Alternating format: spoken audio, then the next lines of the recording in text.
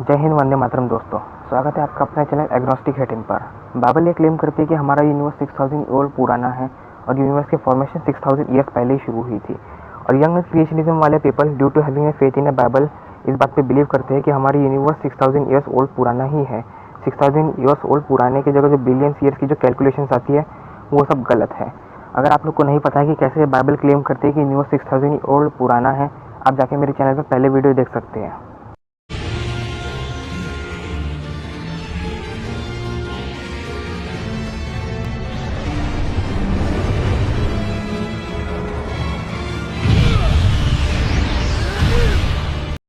Young earth creationism वाले इस बात को प्रूफ करने के लिए कि यूनिवर्स 6000 ईयर्स ओल्ड पुराना ही है, कुछ साइंटिफिक फैक्ट्स भी देते हैं।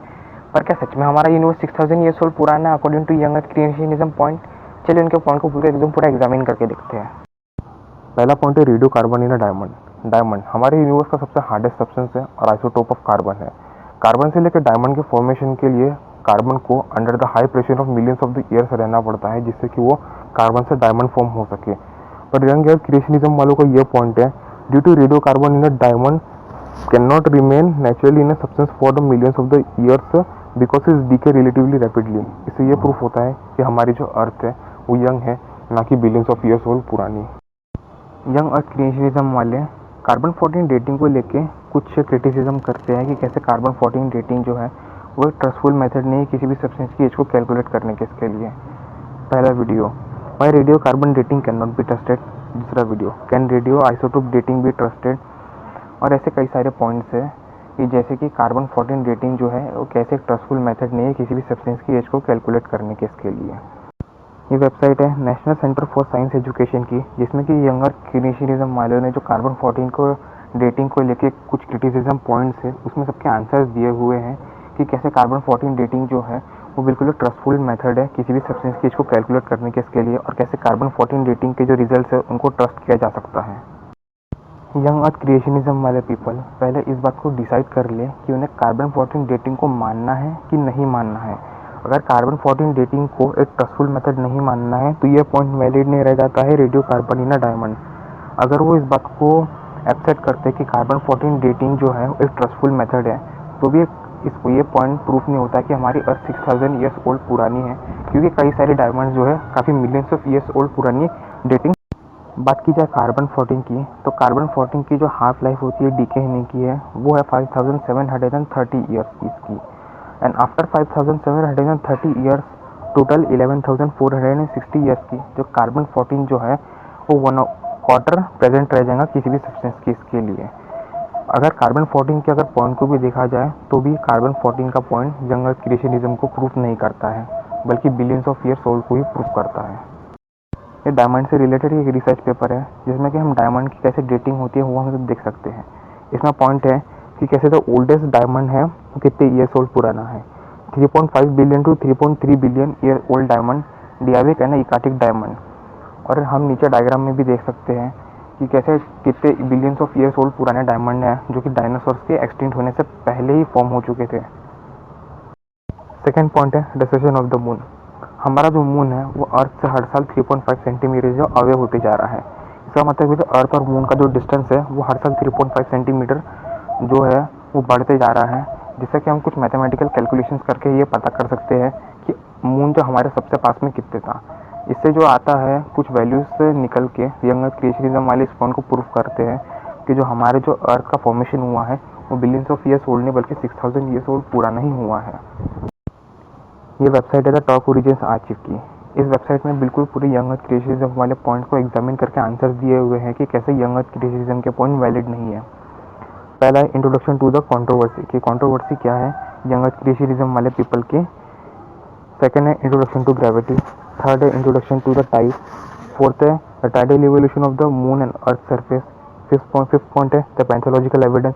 सिक्स पॉइंट है द क्रिएशनिस्ट आर्ग्यूमेंट एंड 8 पॉइंट है कंक्लूजन। अगर हम इसमें बिल्कुल पूरा पढ़ के रखते हैं तो इसमें पूरा आंसर्स मिल जाता है कि कैसे यंग अर्थ क्रिएशनिज्म वाले के पॉइंट्स वैलिड नहीं है यंग अर्थ को प्रूफ करने के इसके लिए। थर्ड पॉइंट है earth decaying magnetic field. Earth's magnetic field that is decaying quickly rapidly. किस पॉइंट से प्रूफ होता है कि अर्थ यंग अर्थ क्रिएशनिज्म के अकॉर्डिंग 6000 ईयर ओल्ड पुरानी है।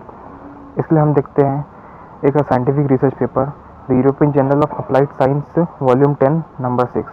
Topic: Origin of Earth Magnetic Field, its nature, behavior, geographical consequences and danger to humanity. इसमें हम पॉइंट दे सकते हैं the geo reactor stability and instability.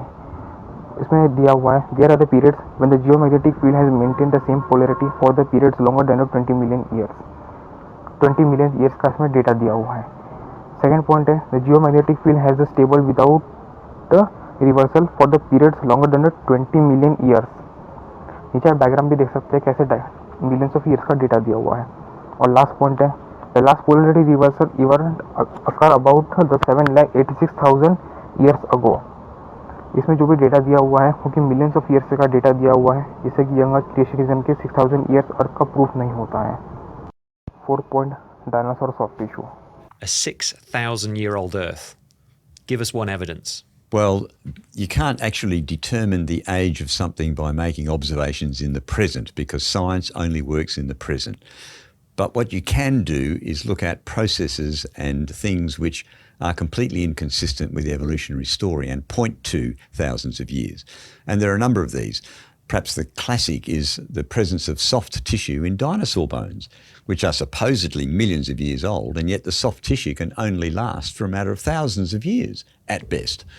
So what we're seeing there is observable scientific evidence which points to a young age for those dinosaur bones, consistent with the Bible's claim that the earth is only about 6,000 years old.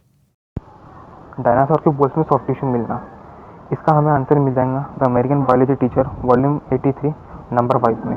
इसमें पूरा detail में बताया हुआ है कि कैसे dinosaur के bones में सॉफ्ट टिश्यू बच पाए थे. Topic the preservation of the soft tissue या dinosaur fossils compatibility with an age of millions of years old. इसमें बिल्कुल पूरी केस स्टडी से लेकर आखिरी तक बताया हुआ है कंक्लूजन तक में कि कैसे डायनासोर के बोन्स में सॉफ्ट टिश्यू कैसे प्रिजर्व हो पाया था.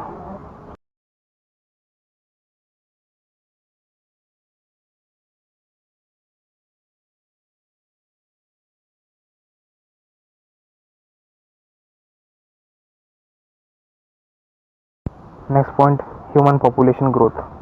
According to the Bible, the Earth is only around 6,000 years old. Is there any evidence to support that? Indeed there is. The population of the world today is about 8 billion people. Do you know if you start with 6 people, Shem, Ham and Japheth, Noah's 3 sons and their 3 wives, and let that population grow at the rate of about 0.5%, which is very conservative, for 4,500 years, that's how long ago the flood was, we get 8 billion. Human population growth का ये point है वो एक theoretical assumption है कि कैसे हम population growth को इस पॉइंट पे हम अज्यूम करते हैं तो कैसे 6,000 ईयर्स ओल्ड को निकल के आती है. पर जब हम फैक्चुअल डेटा देखते हैं ये यूनाइटेड नेशंस की website point our growing population, हमारी जो ह्यूमन पॉपुलेशन है वो 8 बिलियन पहुंच गई थी इन मिड ऑफ नवंबर 2020 में, जो कि 2.5 बिलियन इंक्रीज हुए फ्रॉम 1950, 1 बिलियन इंक्रीज हुए सिंस 2010 एंड 2 बिलियन इंक्रीज हुए फ्रॉम 1998. अगर हम इस इमेज को देखते हैं इसमें डेटा दिया हुआ है कि कैसे हमारे ह्यूमन ग्रोथ का जो रेट है, बर्थ रेट है, वो कभी कांस्टेंट था ही नहीं, वो इनकांस्टेंट है. सेकंड इमेज में भी देख सकते हैं time for world population increase by the 1 billion. Third image में भी देख सकते हैं प्रैक्टिकल ऑब्जर्वेशन कि हम लोग को कितना टाइम लगा ह्यूमन पॉपुलेशन को इंक्रीज होने को. अगर हम इस डेटा को इस ध्यान से देखें तो हमारी ह्यूमन पॉपुलेशन इंक्रीज रेट है फ्रॉम 10,000 BCE टू 17,000 BC वो तो 0.04% का इसका, जो कि थ्योरेटिकल असम्पशन से बिल्कुल भी मैच नहीं होता है. इसलिए यह पॉइंट वैलिड नहीं है कि ह्यूमन पॉपुलेशन ग्रोथ का. A 6,000-year-old Earth, what is the evidence for that? The Word of God. You know, the Bible tells us that in the beginning, God created the heavens and the earth. And we can actually calculate the age of the earth using biblical text. But we need to go back to the authority that tells us exactly why we're here, and that is Jesus Christ himself. अगर Bible को word of God consider करके हम ये proof करने की कोशिश करते हैं जो हमारा यूनिवर्स है और अर्थ 6,000 ईयर्स ओल्ड पुरानी है, तो हम ऐसा नहीं कर सकते क्योंकि बाइबल में कई सारे साइंटिफिक, आर्कियोलॉजिकल, हिस्टोरिकल और फिलोसॉफिकल एरर है जिससे कि Bible word of God proof नहीं होती है. How do historical science and operational science intersect? Well, in some ways they don't. Again, as we've talked about, operational is in the present historical is in the past. But I would say one thing for a Christian, there's one place where they do intersect. And that's in the Bible's historical account. When we look at the evidence that's in the present, it supports what the Bible's been telling us all along. So for Christians, operational science, it's on our side and it supports the historical account of the Bible. अगर हम historical point of view से देखें तो Mesopotamian civilization and Indus valley civilization, ये दोनों civilisation जो 6000 years old पुरानी है, जो कि यंग क्रिएशनिज्म के पॉइंट को डिनाई कर देती है। यह है हिंदुस्तान टाइम्स का आर्टिकल और यह टाइम्स ऑफ इंडिया का आर्टिकल। इसमें बताया हुआ है कि कैसे आर्कियोलॉजिकल सर्वे ऑफ इंडिया ने इस बात को पॉइंट आउट किया है कि हमारी जो इंडस वैली सिविलाइजेशन थे वहाँ से 6000 ईयर्स ओल्ड पहले एग्जिस्टेंस में थी। Evolutionists say that the Earth is billions of years old, and yet creationists say it's only thousands. How do you know? Well, in order to date something, for example, myself, you might want to go ahead and count the number of gray hairs or wrinkles in my face. But the best way to know is through the testimony of perhaps my mother or just check out my birth certificate. For a Christian, we have a way of knowing the truth, and that is the Bible. अगर हम testimony वाले point को देखते हैं तो दुनिया में ऐसे कई रिलीजन्स हैं जो बिलियंस ऑफ ईयर्स को सपोर्ट करते हैं क्रिएशनिज्म के पर्पस से। पहला रिलीजन है हिंदुइज्म। हिंदुइज्म के अकॉर्डिंग इस यूनिवर्स की age trillions of years old पुरानी है। और जो हिंदुइज्म है और जो भी हमारे इंडिक रिलीजन्स है वो एक साइक्लिक यूनिवर्स में बिलीव रखते हैं कि जो हमारा यूनिवर्स है वो n number of times born होता है, n number of times dead होता है, फिर से बॉर्न होता है, डेड होता है, बॉर्न होता है, डेड होता है। सेकंड रिलीजन है बुद्धिज्म। बुद्धिज्म में एक कल्पा की वैल्यू होती है। थर्ड इसमें सिखिज्म में भी एक साइक्लिक कॉस्मोलॉजी को उसमें प्रेफरेंस दिया हुआ कि हमारे यूनिवर्स कैसे साइक्लिक कॉस्मोलॉजी पोजेस करता है। अगर हम जैन रिलीजन की बात करें तो जैन रिलीजन में इस यूनिवर्स की कोई स्टार्टिंग डेट कंसीडर नहीं की जा सकती है। जैन रिलीजन में इस यूनिवर्स को इनफाइनाइट माना जाता है। ये वेबसाइट है oldest.org की। इस वेबसाइट में कई सारे जो सब्सटेंस से बताए हुए हैं कैसे वो thousands and millions of years old पुराने हैं।